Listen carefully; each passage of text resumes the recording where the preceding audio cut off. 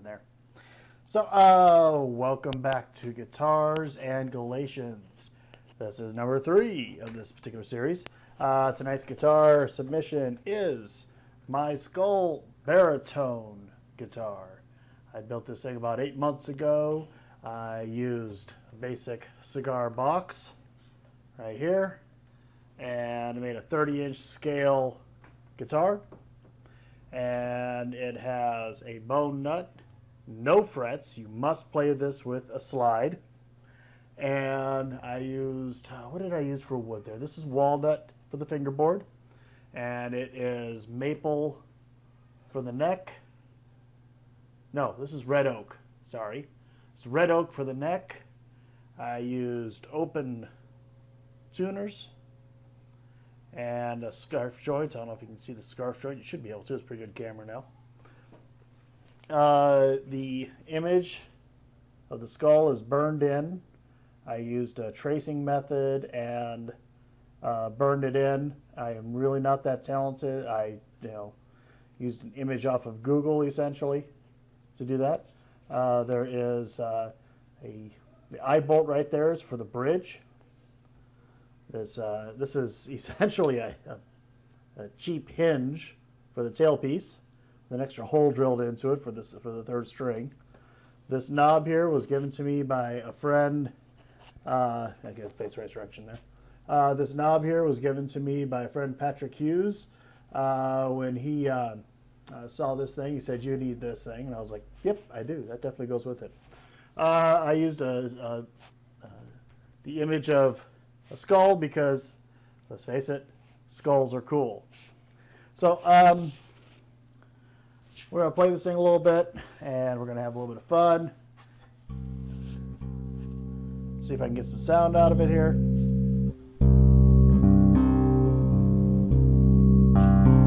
Okay, we got some little bit of sound.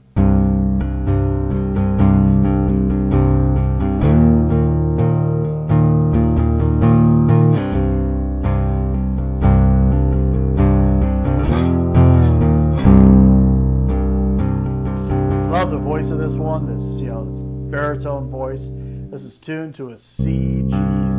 It's a 1-5-1, which gives you a simple open chord. The G's are octaves apart.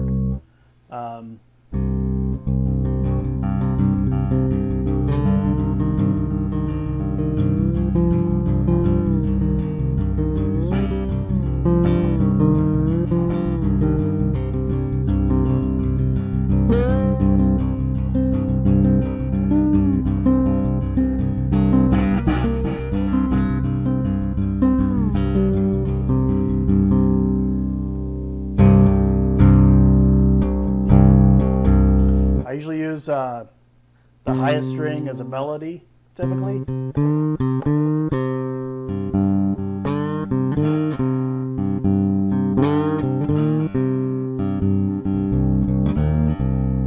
But there's nothing that says you can't use any of the others.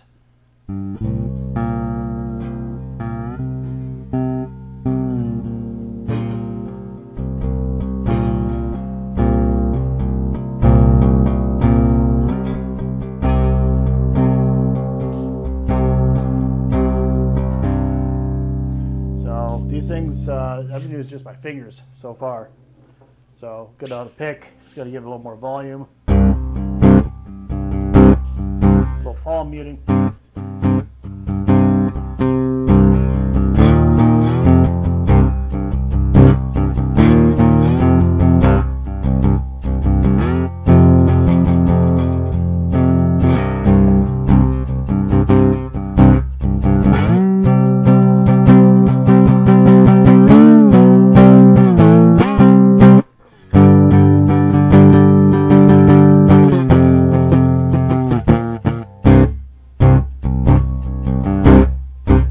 These things are just a lot of fun to play. I encourage you, if you're walking around a craft fair and you run across somebody selling one of these things, pick it up, jam out. The guy just if you love it, the guy wants to know that. Even if you don't buy one, the guy wants to know, appreciate what he's built. The history of these things. that goes back to the 1860s.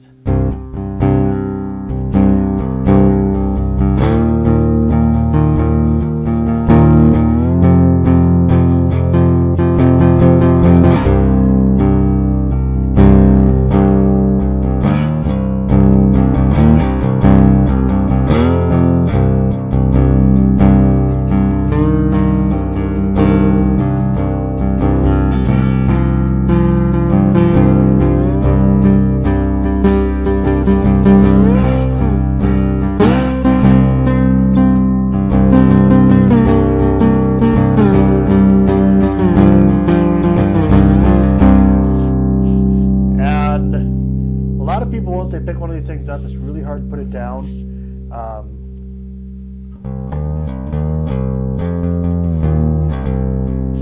Just because they're so fun, they're so easy to play.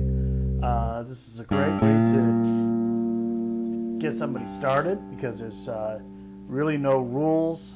And you can make some cool noises. And I really encourage anybody, if you have a little bit, you don't even take that much skill to build one.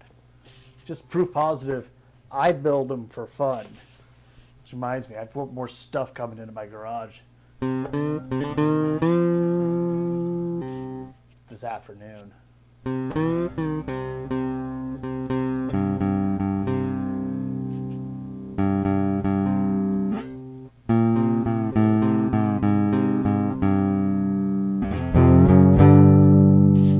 So on that note, I'm going to bid you adieu with the guitar. I'll be back in a little bit. We're going to move on to the second chapter and actually of our book of Galatians. We're going to get through the first chapter, finish it up. We are going to get through the second chapter of this right here, and I'm really excited about that. I'm a little late in getting to it, but we're going to get to it. We're going to get it out there, and I really hope that you're as enriched by it as I am in doing it. So God bless. Looking forward to talking to you in just a couple minutes. Hey, welcome back. So now we're going to start on the Bible study. I'm hoping you're having a great Labor Day weekend. I know, it's been a pretty lazy one for me for the most part. I did the video yesterday with my Gretsch, which was a lot of fun. Then I just did this one where I worked on with my skull baritone. That's a lot of fun to play. I got to tell you, most people really enjoy the tone of that one. I hope you do too. So we're continuing on our Galatians study, and I did it, took a break, stuff happened. It's been a couple hours since I read it. And did my section of the study. So we'll see how it goes tonight. We are, if you're following along in here, okay, we are over here in chapter 2, God's amazing grace. Okay, and in this one here, it actually takes this chapter and the next one, and it puts them both together. So we're only doing the half. We're only doing half of this one here, just to kind of expedite the evening here a little bit, and so because I have pizza on the way. So first let's start with reading the passage that we're studying here. This is Galatians chapter 1, verses 10 through 24, which is the rest of chapter 1. Am I now trying to win the approval of men or of God? Or am I trying to please men?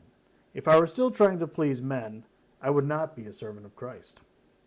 I want you to know, brothers, that the gospel I preached is not something that man made up. I did not receive it from any man, nor was I taught it. Rather, I received it by revelation from Jesus Christ. For you have heard of my previous way of life in Judaism, how intensely I persecuted the church of God and tried to destroy it.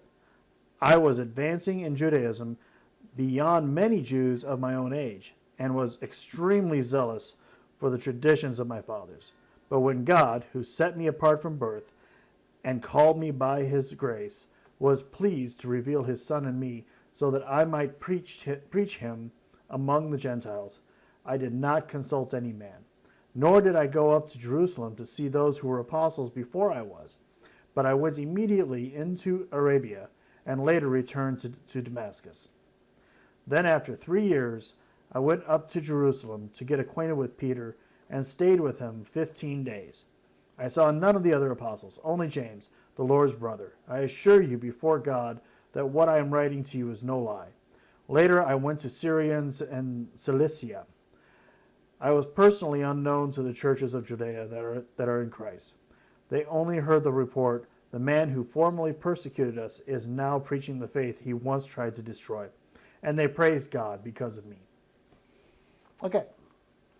There's a lot in there. He's giving his own testimony here, and his testimony continues on in chapter 2, but we'll get to that. So in chapter 2, speaks here of churches often ask members to share testimony in a service or prayer meeting, and here we find the Apostle Paul sharing his. In fact, Galatians 1:10 through 2:21 is often called the autobiographical section of the epistle, since Paul is recounting his conversion and early Christian experience. It's not a rare thing for Paul, but we find him talking about his own conversion experience in Acts 22 and 26. And here as in Acts, Paul is not sharing his testimony for the general inspiration or to point to himself. He's using it to refute the claims of people who want to undermine his message, and he wants it all to point to the God of amazing grace. The talk about on this one, I thought it was, this time, usually I told you before, the talk about here was not something perhaps that I would really hit that much because it's more set up for group, but I thought it was kind of an important question here. Is church unity important, and why? And church unity obviously is. What we need to have is the same message taught no matter where you go, and have, we don't add to it. We don't add to it and thus invalidate it, as we learned in the first chapter. But we the same message is given no matter what church you're in, of God's love and God's grace. So this is an important factor. I mean, there's a lot of different things. There's a lot of different denominations, and as I said before, your particular church, if you're questioning what is being said up there at the altar, at the pulpit, compare it to the Bible. Make sure that what you're hearing is what the Bible says. So, okay, so in the investigation section here, what does he tell us about his life before becoming Christian? I mentioned this before. Paul was not a nice guy to Christians before the road to Damascus. He was a persecutor of Christians. Many early Christians died at his hands and through his direction. His job was to find them, and they had and either kill them or get them to renounce Christ. That was he considered that his job, and he was very good at it. A lot of Christians did die at his hands. He was also very advanced as a Jew. He says, we'll get more into this in a little bit, but he says, I was advancing in Judaism beyond many Jews of my own age, and was extremely zealous for the traditions of my fathers. He was, if you want to know what a Jew is supposed to act like, you looked at him at the time, and so so among his peers, he was honored. And how he became a Christian was through the revelation from Christ. Christ spoke to him. So, as Paul tells us how he became a follower of Jesus, or perhaps more accurately, how Jesus made him his follower. He's defending himself from 3 attacks some people were making on him and his gospel message. First, Paul refused the idea that he came to the gospel message through his own reflection, reasoning, and thinking. He recounts that until his conversion, he was intensely hostile to the church and to Christianity. He wanted to destroy it. There was no gradual process of consideration, discussion, revision. There was no way that Paul's Christian message was the product of his own line of thinking. Rather, it was the exact polar opposite of where he had been going. We also see in Acts 9, 1 through 9, shows us the risen Jesus met and instructed Paul directly. Let's read that. Acts 9, verses 1 through 9. Meanwhile, Saul, who was Paul, was still breathing out murderous threats against the Lord's disciples. He went to the high priest and asked him for letters to the synagogues in Damascus, so that if he found any there who belonged to the way, whether men or women, he might take them as prisoners to Jerusalem. As he neared Damascus on his journey, suddenly a light from heaven flashed around him. He fell to the ground and heard a voice say to him, "Saul, Saul, why do you persecute me?" "Who are you, Lord?" Saul asked. "I am Jesus, whom you are persecuting," he replied. "Now get up and go into the city, and you will be told what you must do." The men traveling with Saul stood there speechless. They heard the sound but did not see anyone. Saul got up from the ground, but when he opened his eyes, he could see nothing. So they led him by the hand on to Damascus. For 3 days he was blind and did not eat or drink anything. That was what happened to Paul. He was struck blind. And at one point in time, we're going to do a study on Acts. I think Acts is a really cool book. What he did after becoming Christian is he went to Arabia and for 3 years and Damascus.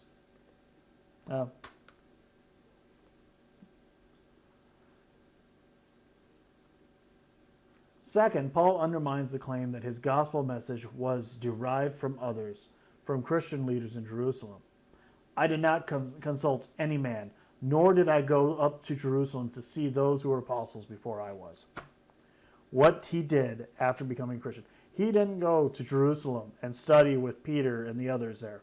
He went to Arabia, and he spent 3 years there. Now he did at one point in time go someplace else just before it, but the point of this is to say that he didn't go to Jerusalem and preach the word and learn from the people there what the word was and what to say and how to say it. He used what he learned, and he went to Arabia, and when he went in Arabia, he studied about God in God's word and just learned there about and not from man but from Jesus himself. There were 3 years between Paul's conversion and his first journey to Jerusalem, and even then he did not get instructed by them in any methodical way. Yeah. Paul's repeated reference to the apostles at Jerusalem suggests that some people were claiming that Paul had simply gotten his gospel message from this headquarters. This would enable them to argue, "We have also been trained at the Jerusalem HQ, and we know that Paul did not give you the whole story. There are other things you must do in order to be pleasing to God." This is the whole argument here, adding to it. You must do these things. You must dress right, eat right, talk right. And you still hear that still today. Third, Paul shows that his God-given gospel checked out with the message of the other apostles had received from God. So he took his message and he took it to them, and instead of learning from them, all he did was, "Okay, this is what I heard. Does it jive with what you heard? And if it doesn't jive with what you heard, what are you saying wrong?" That's kind of where he went. We'll read more about that. He had disagreements with Peter.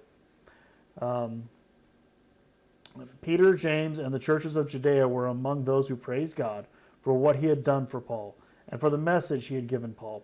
He did not receive his commission or message from the other apostles, but his message squared with the one the other apostles received from the risen Lord. So the people who actually walked with Jesus and and spent time with Jesus while Jesus was here with us, agreed with what Paul was saying. They agreed with that and liked it and praised God for it. So Paul's account eliminates claims like, that's what Paul thinks, here's what we think, and it's just as valid. Maybe you've heard, because I know I have heard, one of the common things is people saying there are many paths to God, the good person theory. And that's kind of what that's saying is that this is the message. This is what it is. Don't add to it. Don't change it. This is the Word of God right here. But Paul's testimony doesn't only establish his authority as a gospel teacher. It also illustrates some aspects of what the gospel of grace is. You might think we covered this in chapter 1 of this book, and we did. But this letter, in its structure as well as its content, shows us that the gospel of grace underpins every step of the Christian life. Paul will keep coming back to it, so should we in our lives, our prayers, our thoughts, our witness, our preaching and teaching. So think about what kind of person Paul had been. What is amazing and wonderful about verses 15 to 16a? Verses 15, 16, but when God, who set me apart from birth and called me by his grace, was pleased to reveal his Son in me, so that I might preach him among the Gentiles, I did not consult any man. The amazing thing is, he was set apart from birth. He's saying that everything that was done about him, everything that was done to him, everything he had learned was set to bring him to where he was. And so have you. You have been, everything you've gone through, every good thing, every bad thing, every lesson you've learned has brought you to where you are today. God may not have made it all happen to you. Okay, now listen, I don't want you to think that God made this horrible thing happen to me. No, God didn't make it, but he took that horrible thing that might have happened to you, and he's working that into your life to create to you what you are now, and to make you what you're going to be tomorrow. And because we've all had bad things happen to us in life. Come on, Paul was doing horrible things. Because of him, people died. And that, you want to talk about horrible things. We'll talk later about he actually hunted down apostles, okay? He hunted down people and had them stoned and killed and tortured. It was a horrible thing that he did. And God took that work and used that to further God's kingdom. How amazing is that? And it's truly amazing. He called among the worst to do his work, is what I wrote down in that one. So, getting personal section here. Solitary time with God. Paul had spent 3 years in Arabia. And during that 3 years in Arabia, he talked to God. He considered God and thought about what God wanted out of him. And it was crucial for him, and solitary time for us is also very crucial. We live. How busy are you in your life? I get up personally about 5:30 in the morning. I'm busy. I get home. I have to make dinner, and now school started. I have a kid. I have to worry about his homework. I have to worry about this. I have to worry about that. I get to settle down maybe about 8:30, 9 o'clock at night. What point in time in my life do I have time to spend with God? And I need to carve that time out. I know I don't do a very good job of that personally. Do you? I don't know. Do I need to wake up? Maybe what I need to do is wake up a little bit earlier. If I wake up 15 minutes earlier and sit down and spend 15 minutes in His Word, reading my Bible, I think it would make a huge difference in my life. So can I lose 15 more minutes of sleep? Yeah, I can. And I think, personally, I believe that, God will give me the strength to keep doing that day after day. And all I need is the dedication to get up. He'll keep me awake and all through the day. So that's one aspect. I mean, it's um, are you spending time with God, reading His Word and praying? Do you take time in your day to meditate on your identity as His child? Do you think about the fact that you're an adopted son of God because of what Jesus did? You are a son or daughter of God. I need to make sure because this is an important aspect. Do you take time at the end of your day to reflect on it, thanking Him for His grace and admitting your failings? It's not an issue of beating yourself up. It's an issue of just admitting that you need Him, and when you admit your failings, He already knows your failings. You're admitting them to yourself so that you know why you need Him, so you don't forget about that, because we forget that we need Him. So we've seen that some people in verse 7 were suggesting to the Galatians that they shouldn't trust Paul's teaching. In verse 7 we read, which is really no gospel at all. Evidently, some people are throwing you into confusion and are trying to pervert the gospel of Christ. So some people were doing that. What kinds of claims about himself does Paul seem to be answering here in these verses? The claims he didn't get this information from somebody else. This didn't come from him. He didn't think this up and dream this up to be able to have some sort of some level of power or anything like that. He didn't learn this from somebody else. This came directly from Christ. That's a very powerful thing, and so we have to think about that. So I want to kind of go over this section right here. So why did all this happen? Why did God choose, prepare, then call Paul the proud persecutor of His church? Was it because Paul was in some way anyway pleasing to God? No, it was simply because God was pleased to do so. God set His loving grace on Paul not because he was worthy of it, but simply because God took delight and pleasure in doing so. This is how God has always.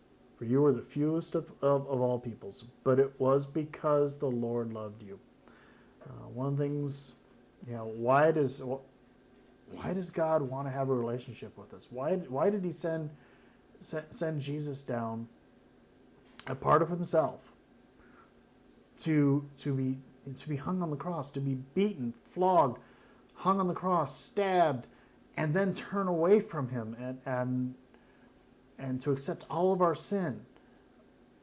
And there's no, it doesn't make sense to us. But He did it because the Lord loves you. And He loves you because He loves you. Because He loves you. There's no other reason. He loves you. In questions for reflections, do you ever find yourself thinking you deserve God's grace? What prompts you to think this way?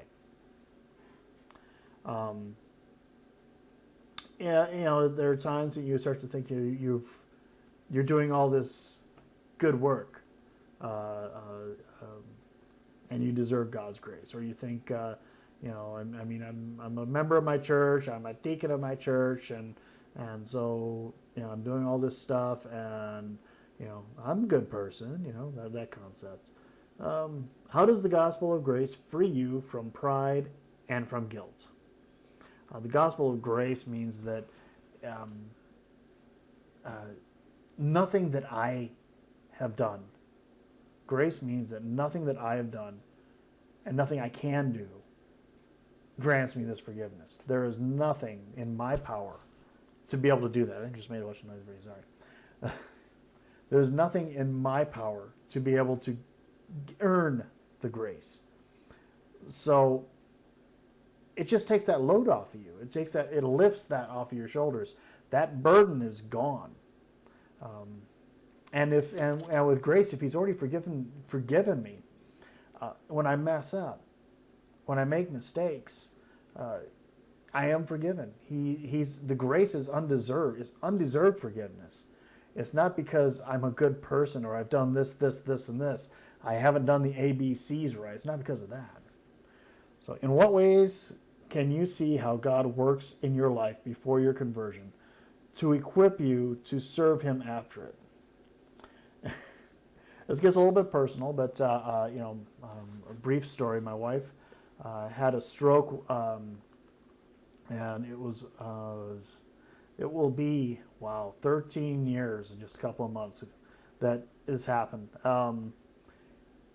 And you know that was a real turning point in our lives, and that's what put my wife into a wheelchair, and made lots of other changes. And I can definitely see how he was at work in me at that point in time, and prior to that, in the challenges in my life, and in the good times as well. So,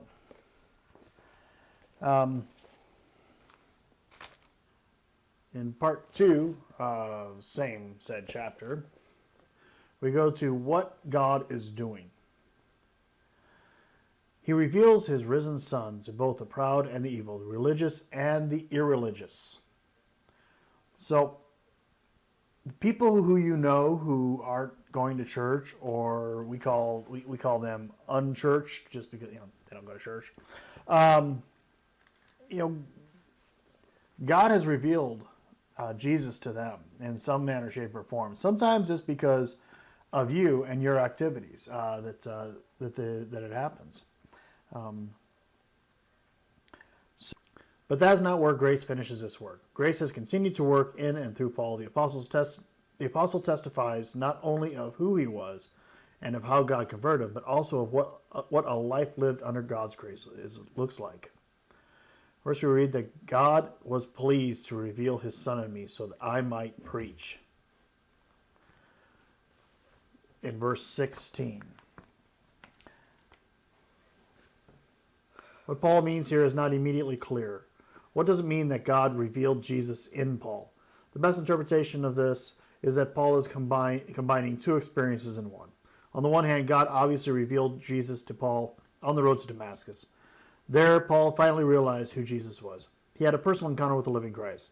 But secondly, as the rest of verse 16 shows, Paul immediately realized that he was being called to show others who Jesus was. So we can say that God revealed Christ to Paul so that he could reveal Christ through Paul. So a Christian has more than an intellectual belief in Christ. They sense a personal relationship. Do you sense a personal relationship with Christ? I admit to it, it's an off and on thing with me for the most part. In my better times, absolutely. In the times that I'm never denying him, but in times where I'm not, showing him properly, not so much. Yeah. Second, we see something of Paul's own path of growth and discipleship. He had solitary time with God, and we talked about that. We live in a time that puts too much emphasis on activity and accomplishments, and not enough on reflection and contemplation. This is very important that we talked about this. Do you take time at the end of your day to reflect on it and thanking him for his grace? I mean, it kind of becomes rote if you do it every night, and I know every night my wife and I pray, and sometimes it does feel rote, and some other times when I'm feeling closer or convicted of something along the lines, it gets closer. It gets much more meaningful to me. Solitary time with God is fundamental to the Christian life, but the Christian life is not a solitary one. Paul went up to Jerusalem not for instruction, but for both accountability and unity. Even Paul must work on unity with the other disciples and must demonstrate that his message squares with theirs. How much more do we have the same responsibility? We absolutely do. We absolutely do. We too must be deeply rooted in church communities. We have to avoid picking what we need here and there without ever becoming grafted into a cohesive community of the believers. You see it in social media all the time. You see it in this world that we now have with Facebook memes, and YouTube videos are another source of it. People who they're picking and choosing things that are important to them, whether it be transgenderism, gay marriage, yada yada yada, or alcohol use. I know a guy that he will justify. He tries to use the Bible to justify smoking pot. You know, so you know, and he and I have discussed it. And it's like, just because God said to use every plant on the earth, he didn't necessarily say to smoke it. So, there's other uses for the hemp plants than smoking it. So he also, Jesus also drank wine, but we don't see him getting drunk. Things like that. The change in Paul's life and his service to others did not lead people to lionize Paul, but to love God. The Christians in Jerusalem praised God because of me, and he wasn't raising his hand saying, "Look at me, I'm so great." No, they looked at him. He was like, "Look at me, I was so bad, but God still loved me, and still gave me this work to do." And God's grace can change. God worked with Paul in such a way. What does that mean to us? What is the result of a gospel changed life? What result of a gospel changed life does verse 10 show us? Verse 10, am I now trying to win the approval of men or of God? Or am I trying to please men? If I were still trying to please men, I would not be a servant of Christ. He is no longer trying to please man. What are we doing with our lives? Are we trying to please our boss, and instead of God? Are we trying to, in a marriage, are we trying to make our marriages pleasing to ourselves? Or are we trying to make our marriages pleasing and uplifting to God? One of them is going to work out much better than the other. When do we find it hard to be a God pleaser rather than a man pleaser? Pressure at work, time with our friends, peer pressure. I'm 46 years old, and peer pressure is still out there to a certain extent for me even. It's nowhere near as strong as it was. It's not too hard for me to tell people, listen, I don't drink, okay? Get over it. But how will remembering the gospel that saved Paul and saved us free us from being driven by man's approval? I think one of the things we have to remember is that God isn't interested in our good works. We need to do our good works. We have work to do here, but that's not what's going to save us. That grace does not come from our good works. And that's something that's important for us to always remember. We remember that God isn't interested in our good works as far as our grace is concerned. We have work. So the Bible talks about sin of man-pleasing under a number of different headings and phrases. When you put them all together, there's a surprising amount of material on it. Proverbs 29:25 says, "Fear of man will prove to be a snare." This fear of people is the opposite of fear of God. In the Old Testament, the fear of God does not simply mean to be frightened of him, but to be filled with awe and wonder and attraction at his greatness. Therefore, the fear of man must refer to a view of people or a particular group, a particular person or group of people that causes you to elevate their importance, to hold them in awe, to crave their approval, and to fear their disapproval. When I read this, I don't know about you, but there's somebody that comes to mind on that. And that I think about when I'm reading that. There's somebody that I'm being told, here's somebody you're doing that with, Cameron. Not so wonderful, just so. And if you're being told that, here's a person you're doing that with. Something to work on. Kind of difficult. It is a situation in which you desire their blessing your desire for their blessing amounts to adoration and worship, and which you give some form of human approval the rights and power over your heart that only God should have.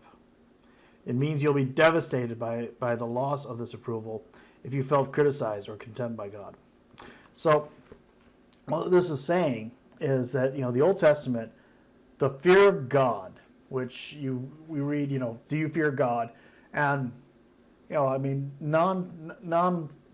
non-theistic people will use that phrase, fear of God, and try to use it against us. But if you learn what that really meant, it's not, the fear is a very generic word. It does not simply mean to be frightened by him. And if you're around him, it'll be incredible. But to be filled with awe and wonder and attraction at his greatness. And that is what they mean by the fear of God. And so if you fear man, I will fear no man. You hear that, and that's what that means. And it's not actually, it's not the same as afraid somebody's going to hit you. You should be afraid somebody's going to hit you. If somebody's pointing a gun at you, you should be fear. You should feel fear of that situation, of that man. That's not the same kind of thing. Obviously, no. So, the fear of man presents itself in many ways. When Saul disobeyed God in 1 Samuel 15:24, it was because he was afraid of public opinion. How often do we see that today? How often do we see that with our politicians, with our public figures, the actors and musicians and such? How often do we fear that? When Samson gave in to Delilah in Judges 16, it was because he was afraid of losing her sexual attention. Hey, guilty, right? So how does the gospel destroy man-pleasing, the fear of man? By freeing us and motivating us to seek to win the approval of God. In the gospel, we discover that trusting in Christ brings God full and complete favor and approval. When he sees the believer, he sees Jesus. And so he says to us, with you I am well pleased, Mark 1:11. God is pleased with us because when he sees us, because of the work that Christ did for us, he sees Jesus. So that's one of the main things. What the result of a gospel-changed life does. It takes that fear of man, that fear of approval, that desire for approval, and helps us to understand that we're seen as Jesus to God, and he is well pleased with us, no matter how messed up we are. And because God is pleased with us, we can live in a way which pleases God, the creator of the cosmos. Paul seeks to please God rather than people. He urges Christians to sacrificially obey God because this is pleasing to God. In Romans 12:1, we'll doing a Roman studies. In Paul's testimony in ours section here, Paul does not share his testimony out of habit, nor for general inspirational purposes, nor because he enjoys putting a spotlight on his personal experiences. He only shares his testimony because he believes it will help his hearers find Christ and encourage them not to lose him. He has no desire for attention or acclaim. He is completely focused on his listeners. He is not using his hearers to boost his ego, but using his testimony to help his friends. Have you ever given your testimony? I have. And you take the worst part of yourself and you bear it out there and you say, this is what I was. This is what I was before Christ. This is how Christ has changed me. And that is an overwhelming thing to do. It's difficult and it is heart-wrenching, and it is vitally important for other people to hear your story. Over the weeks, you're going to hear more about my story over time. So, because Christianity is an appeal to bring our whole life, mind, and heart to Christ. So, if you leave out your testimony, the more heart-focused cultures and temperaments will not see the attractiveness of Christianity. If you don't show your humanity of the mistakes that you made, whether it's through alcohol, through abuse, if you leave that out, I mean, people are going to see that. They're going to see they're going to think you're fake. I mean, if I told you that I was raised in the church and I was perfect all through it, and I've never had a problem with, and Christ has held me through everything, it would be difficult to listen to me. Okay, it would be difficult to listen. I've heard those kind of stories, and they're difficult to listen to because I can't relate to it.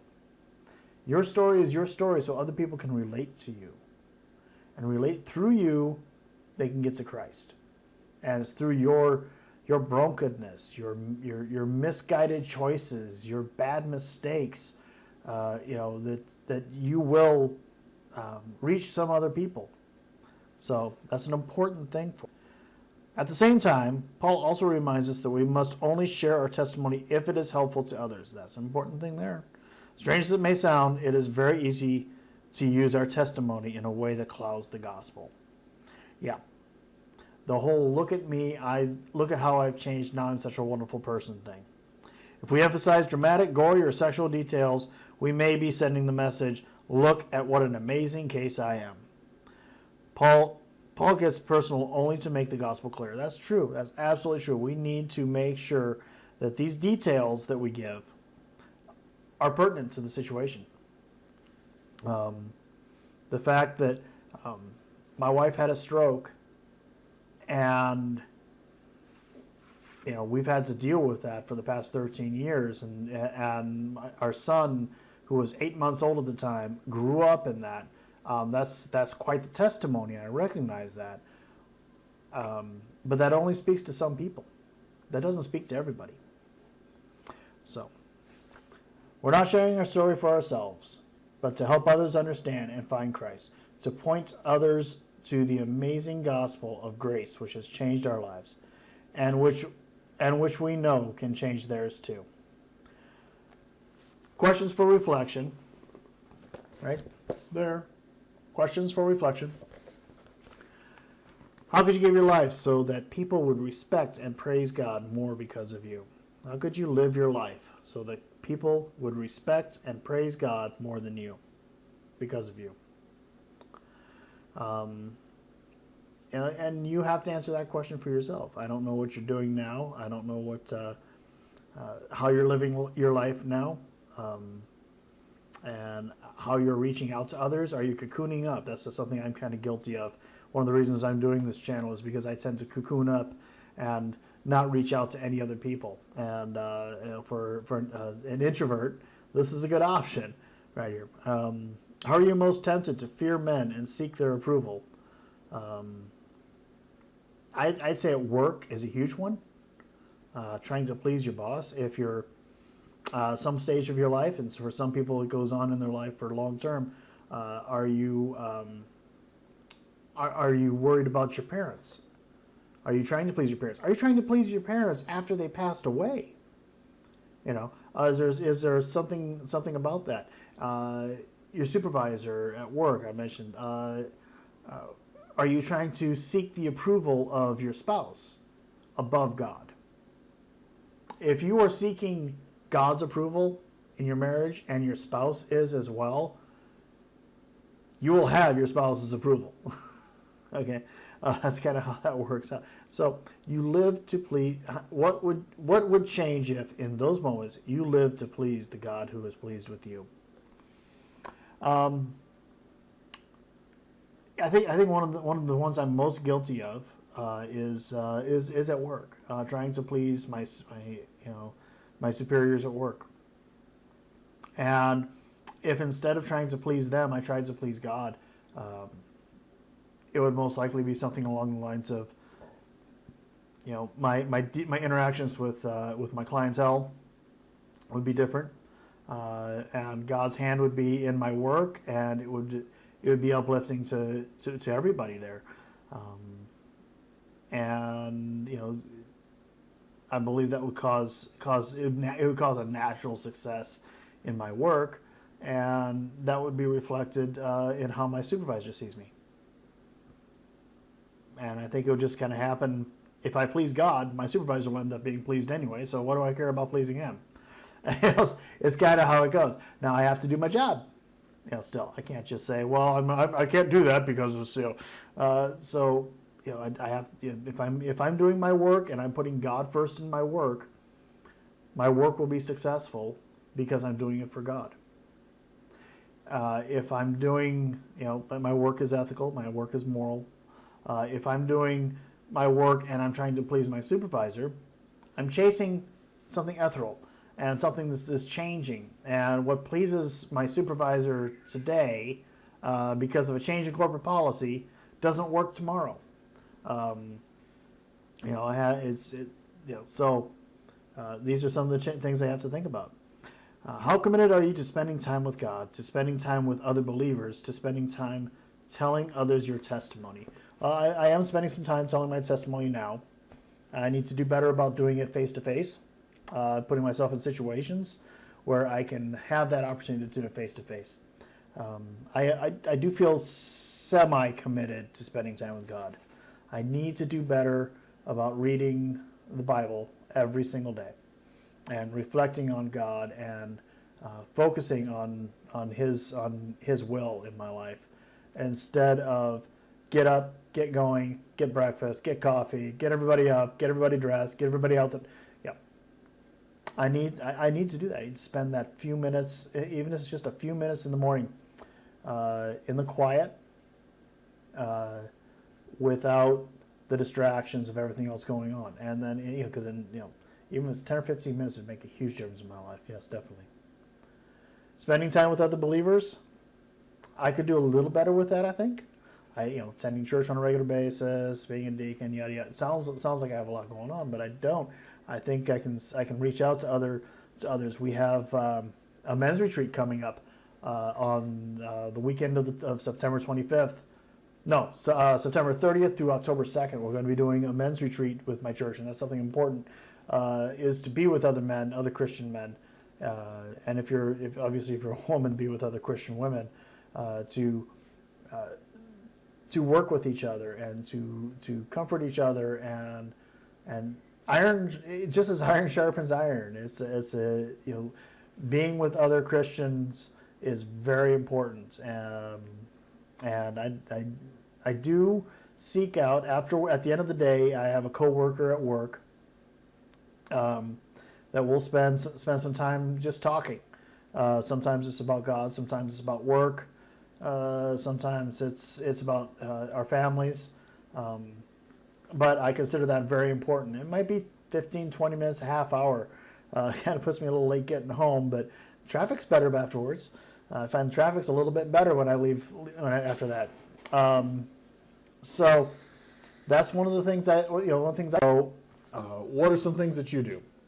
Think about it.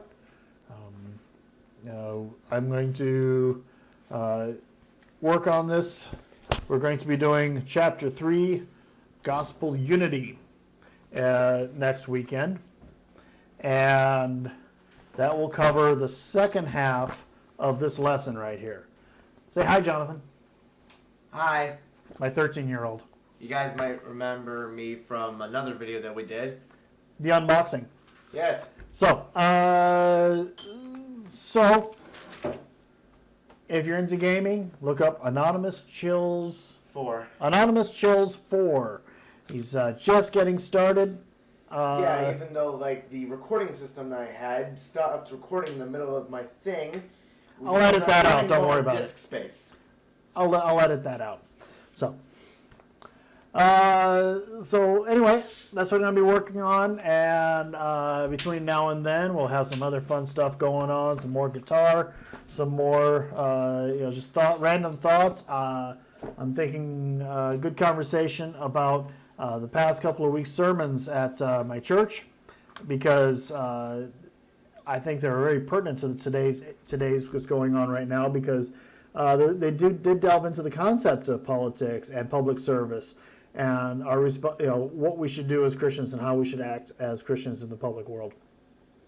So, thank you so much. Remember, if you enjoy these things, if you're enjoying this, be sure to over here. There's a button right there to subscribe, or there's also down below. There's a subscription section. Subscribe. Keep eye out for us, and God bless.